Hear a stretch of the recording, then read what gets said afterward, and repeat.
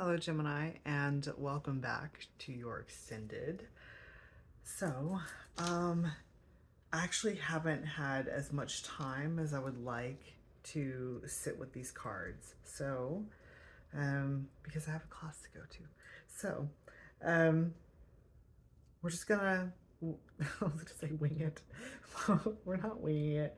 It's going to be more of an active visual instead of me sitting and meditating with the cards like how I usually do.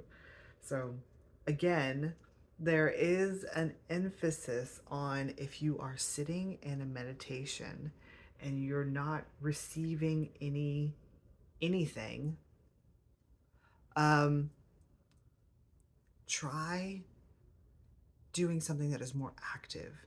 I mean, it could be a walk, it could be a hike in the woods, it could literally be you actually working out, it could be anything that you're actively doing something.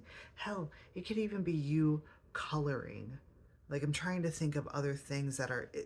What's wanting to happen for you is a more engagement of. Okay. It's like an engagement of your ego. Because, of course, we all have ego. And I don't know why I'm hearing sublimation. I don't know the context for that word and what that's coming through as, but maybe you do. So, oftentimes, even mediums will kind of, they'll like scribble, like even on paper, or they'll do something to distract their physical and practical mind as represented as the ego. And when the ego is distracted, that's when these messages are, they have the ability to be able to come into, well, to become coming up from your subconscious into your consciousness. Because it's like, that's what this is. That's what this strength is. So the strength card here is talking about like this is actually a part of your ego. It's a pop-up. Hearing something very strange outside. Anyways, and you know what? Okay, this is actually very interesting because the strength card traditionally talks about being able to harness your, well, the darker parts of yourselves, the more primitive, yeah, the more primitive parts of yourself, like the ego, to be able to and essentially have it behave. Because when the ego pops up, it's usually in a way of self-defense or something along those lines. It's like it wants to keep alive. It wants to stay alive, right? And so in order for it to stay alive, it has to like create these different pop-ups. Those are all of those pop-ups in order to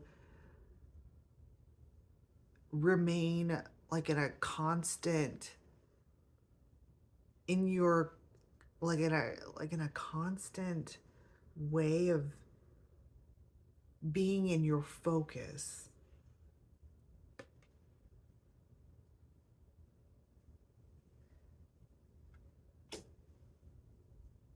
And so what's needed here is almost like a distraction.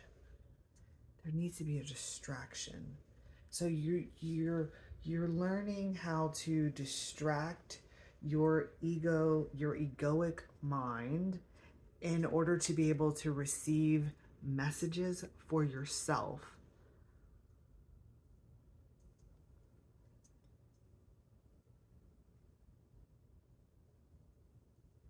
And it's coming through as like a waking vision, like as if you're walking in your life and it just in a vision washes over you. So what I'm seeing here in your second row, in the second row of your extended, is, so we are starting off with the other Empress card. And this, once again, is referring to your future self coming in. It's your future self coming in and giving you this flower. And if you've been watching the channel for a little while, you might already know that the flower for me is usually a gift from the other side of the veil that helps to awaken a part of your psychic gifts. And for you today, Gemini, the gift that is being given to you by your future self. Okay, so this is actually really interesting because you might be calling out for your ancestors. You might be calling out for your ancestors and perhaps maybe not receiving any guidance or messages or anything like that. And ancestors usually signify the past, typically. You can't have ancestors of your future. I mean, it's all semantics, but ancestors themselves, usually it talks about people who have come before you that have paved the way in order for you to be able to trek the path that you are on currently.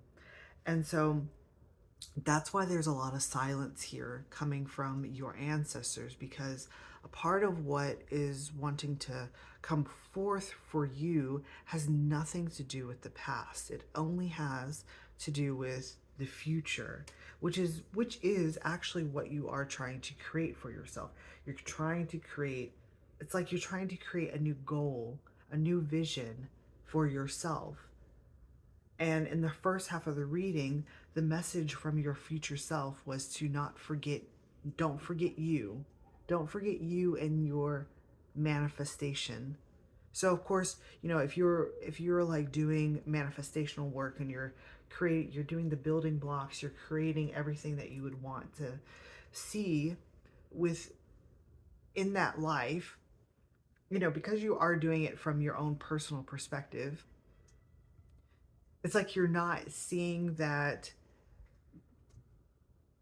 your own addition to the manifestation, like yourself's own addition to the manifestation, is not there because you're like existing within yourself. So there's a real focus on how do you want to represent yourself in your future. That's the focus here. And so if you're running simulations in your manifestation to kind of see how things would work out or how things would play out, right, in your future, one of the things that would behoove you to look at is almost like it's coming through as a dress rehearsal. Like dress yourself up into maybe a new character and see how that one would fit with your simulation. I hope that makes sense. And see how that would work for you.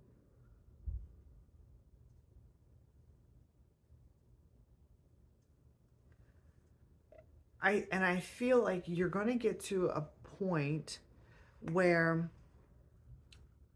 you've reached a level of that all of the characteristics that you would want to have within yourself are going to be represented. And that's when it's like you are creating and manifesting your future self, and as it builds in its manifestation, it's like that's when it's able to come into you and give you this gift. It's like there's a gift that you want. It's almost like there's a gift that you want to have. Maybe it's a psychic gift, maybe the gift of vision, because what I'm seeing here, and now this is a little tricky to visualize, but hear me out. You know those diorama? No, not diorama. Um, it's like your okay diorama. A diorama is like being able to stand in a situation and like seeing the three. Okay, give me my voice back. The 360.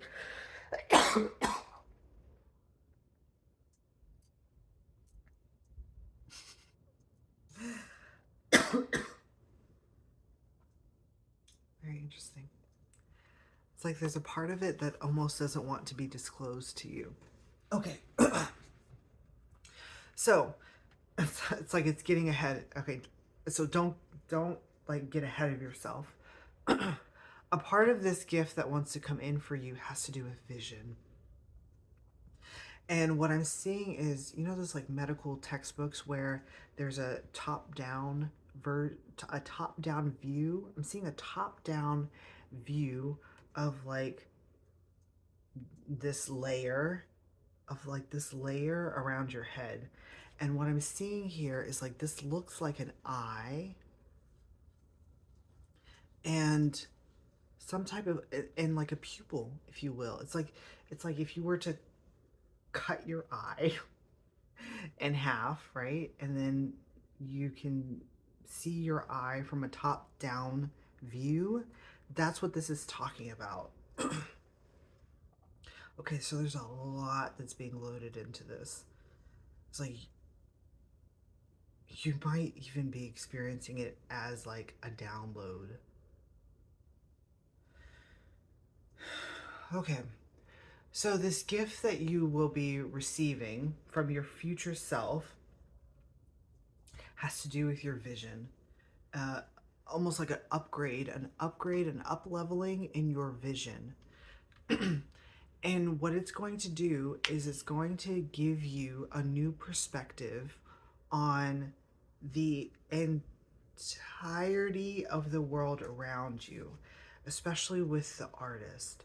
The artist that's coming next in your reading,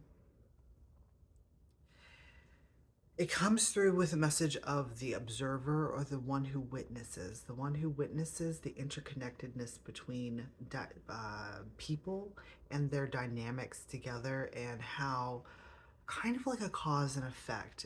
It also has above and below, has correspondence. It's like every type of, if you haven't looked up like Hermetic principles, definitely go ahead and look that up too, because that might give you a lot more perspective perspective with the hangman, because the gift that you're being given has something to do with understanding and correlating all of those key aspects and applying them to the different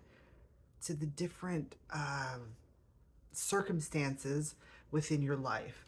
And it seems as though this gift for you is going to give you like a top down perspective of life itself, of life it's just coming through as of life itself. So it's looking to me like being able to not necessarily, I don't know if it's not necessarily a higher perspective. It's more coming through as like coming out of your what do they call that? I keep hearing incantation. It's not incantation. It's incarnation.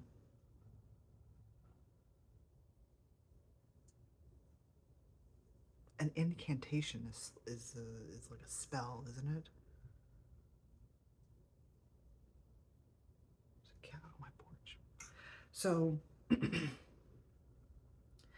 it's talking about you being able to kind of like remove yourself from your incarnation and being able to see the entirety of the playing field around you and including your own perspective. So it does come through with, you know, it actually could even come through in a way of remote viewing. Ooh, that's fascinating. Uh, because you are being presented here as looking through the eyes, as looking through the eyes of the artist. Okay, this is so fascinating because then we have this Seven of Cups here, which of course sometimes can come with a little bit of an illusion, but it's not doing that here. What it's talking about is like you being able to, oh my God, this is so fascinating. It's like you being able to put on the mask or the, this is kind of a little strange. It's coming through as like the skin of another and being able to like perhaps look through their eyes. It's a lot. It's encompassing the entire, almost the entirety of what you might deem as clairvoyance, which is visions, being able to look from a top down perspective, kind of like a bird's eye view, being able to look through people's eyes. It's like it's a multitude. You see how many of these flowers that are in your future selves hair and all around you. It's like maybe one of them, just one of them might be visions, and just one of them might be remote viewing, and one of them might be, you know, something else that you don't even know exactly what it is because you haven't yet experienced it.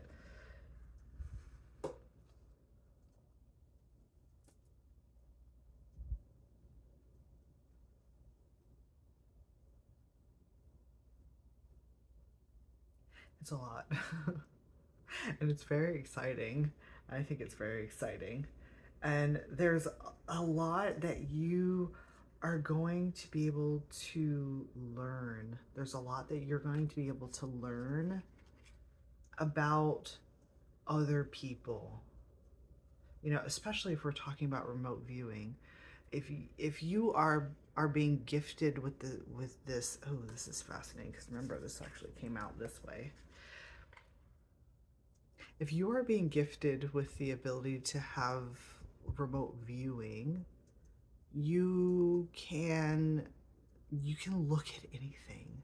I mean, not necessarily anything. Um, you know, of course, there are a lot of, um, I guess, rules of engagement that come along with these gifts, and of course, if you aren't to use them correctly, they can, I don't know if they can be taken away from you or not. Maybe that's a part of the illusion, is that it can be taken away from you. I don't know if it can be, but what this is referring to is that if you are able to see through someone else's eyes, you gain the, not only do you gain the perspective, but you gain the emotional impact of it, and you're able to understand how they themselves understand the situation that they're in as well. So it's like even in that diorama, is that what I was, that's what I was talking about. So even in that diorama, it's coming through as, say there's a situation that's opening up for you to look into. You essentially would be able to go around all of these characters and being able to look through all of their eyes, and that would impart a lot of information for you about how to move forward, how to navigate properly, how to see what is real and what is not real. It's a part of the, okay, this is so fascinating. It's a part of the gift of discernment. I often talk about this owl as the gift of discernment. And so if you've been developing discernment, this is one of the gifts that comes through with discernment, is that ability to be able to actually, like, it's coming through as almost like wearing other people's skin. Not in like a skinwalker vibe or anything like that. It's more coming through as having the understanding of other people's perspectives, having a better understanding of other people's perspectives. And and with the gift of discernment, it's like, if you are able to look through other people's eyes, you can also decide on how much you want to invest in that relationship with that person. So if you're shown something that is not putting that person in a good light or in a good character or something along those lines, you can then learn how to navigate through that situation, and also learn how to, like, well, what weren't we talking about? Protecting the vision, protecting yourself, something along those lines. It's like you can decide, you can make better decisions about what you decide to emotionally invest in, especially because it's the cup energy.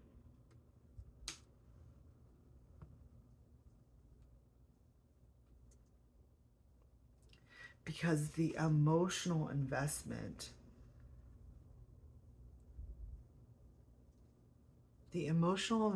seems to have something, because I'm noticing this is where you're at right now. You're in this magician phase. You haven't yet, it's almost like you haven't yet gotten to this point. But when you do, you see this cup that you're holding here. It has a pivotal role in your vision. It's like the water. Okay, so the water to me talks about the psychic realm. Water typically represents the psychic realm. And so if you put emotional investment into something that is maybe like it's not necessarily good for you, it's coming up as like a pop-up or anything like that, it can deplete your psychic energy. And if you have a depleted psychic energy, you won't be able to receive the visions that you have the ability to call in for yourself. I hope that makes sense. So we're ending off this reading with you being presented here as the strength. And this is foretelling of a future event that exists beyond this future part of yourself. So it's like I'm seeing a progression. There's like 3. Oh, this is gorgeous. There's 3. This is really beautiful, actually. I'm seeing a progression within you. So this is kind of like the first stage, right? And then you get to the second stage, which is the awakening of understanding that you need to add yourself within your own manifestations. And then it's like that vision comes next. And then this is the third stage, this strength card. And it's kind of giving me, see these 3, the 3, we were talking about hermetics, it's like the 3 initiates. The 3 has a lot of symbolism, in the metaphysics. I mean, this could be characterized as mother, maiden, crone. This could be the three different aspects of like Hakate, magic, all of that, all of those gorgeous, divine, feminine energies. It's like these are the three that are going to be developing within you. One being the magician, the empress, and of course, the strength card. And so, this strength card at the very end is coming through as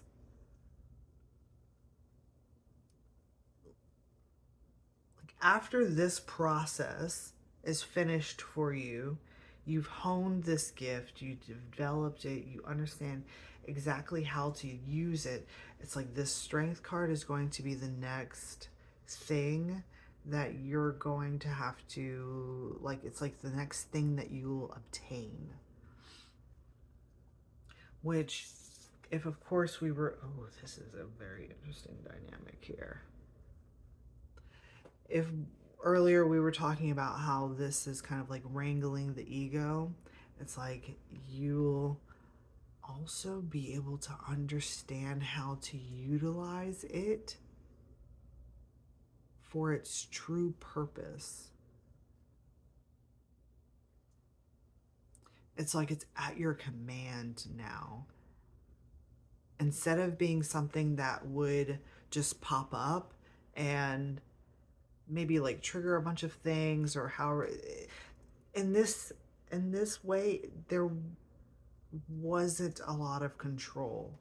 But it's like at the very end of this reading, it's signifying that you're going to have more control over the dynamic and the relationship that you have with your ego.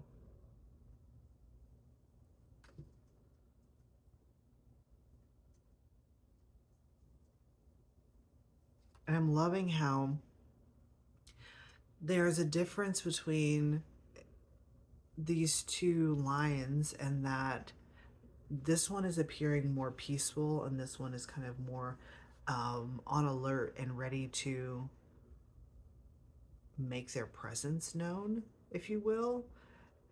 And it's like that's what you are going to be learning next. Yeah, it's coming through with the saying of learning when to hold them and learning when to fold them. Is that how that goes? Something like that, like learning how to hold your horses, or like allow it to be released. It's that type of dynamic. Okay, Gemini, thank you so much for allowing me to read your energies. I know that this kind of got a little all over the place, but that was perfect, because that's exactly how an active meditation is going to be for you. It kind of looks a little wacky, but everything that you need to know is going to be in it. So thank you so much, and I will see you next time. Bye.